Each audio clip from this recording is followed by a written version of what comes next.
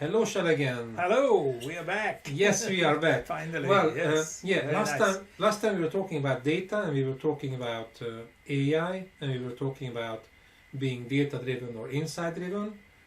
Actually, we know that there's a lot of company is spending a lot of money to construct better databases and to have more detailed knowledge and this kind of information setting. I mean, this is a completely new era in the data side, right? And what we are saying is that if we are more conscious about our biases and emotionally driven brain, then we can get better use of the data that is already produced, right? So what do you think within the realm of decision making, how much do we use tools and methodologies? Well, I'm afraid that my opinion is that we don't use much at all, unfortunately. Most of our decisions are really based on vaguely emotional experiences and impulses, and they are filtered through a dense web of preconception and inabilities in general. And of course, this is to be expected, and that we underperform in many situations. And our brain is not really focused on that, and that's what we are saying, that we need some tools and some processes to help us out there.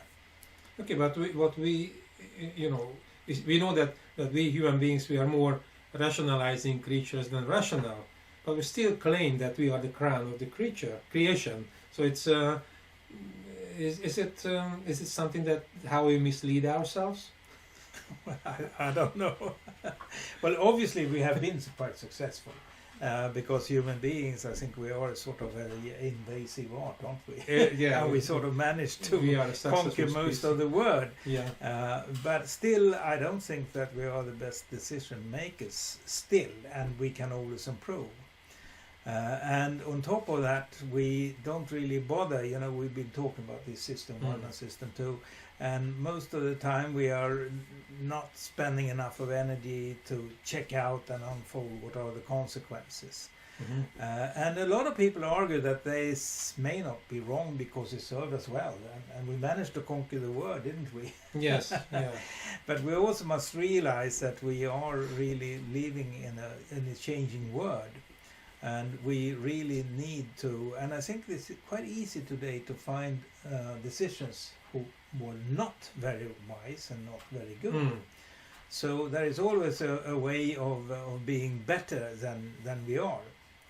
So you still have to form and to frame again your decision before you start digging into data and so on. I think that's very, very important to have that approach.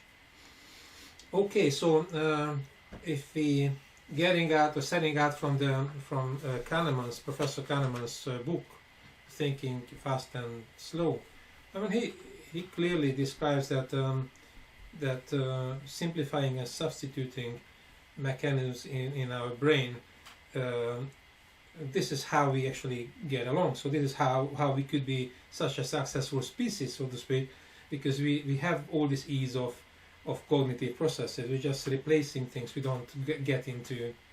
But decision making in professional environment should be a little bit more it's a bit more complicated, because if you take decision making and make it seriously, it includes many important components, and it's really these trade-offs between different, sometimes conflicting aspects, values, uncertainties, and people with a great variety of preferences. And it's possibly valuable that, not the least during a serious crisis affecting individuals, organizations, or whole societies, some common features of such situations may involve different stakeholders and options, and they may be very much conflicting. And what you need to do here is to find the best possible solution. Yeah. And if you have a tool to do that, my ideal solution to that is really if you can find a solution and you don't really agree. So, but still you could say, well, I really don't like the solution, I don't like the decision, but I can see with the argument that this is probably the best solution, given the facts. Okay, so if we would like to give a kind of recommendation to the organizations or the companies out there who are really willing to change their way of contributing to our world, and they have already spent a lot of hours and a lot of efforts, money into building their data platforms, but still they have the feeling that probably the organization is still using the old routines. So what we can offer to them? What is our recommendation? I think, if you start too early by driving yourself by data, because if you rely on just represent the data and so on, there is a chance that you do this vast amount of data, you use cherry picking. You will only use the data who really points in favor onto your intuitive decision that you took in the beginning. Yeah. And that means that you really don't get to see all these options, because all this data is you actually don't see the forest for all the trees. Yes. And that creates a problem. That's why you need, when you enter this journey, you need what we are talking about all the time, framing the decision. You need a different starting point. As a researcher, he doesn't dig into data the first thing he does.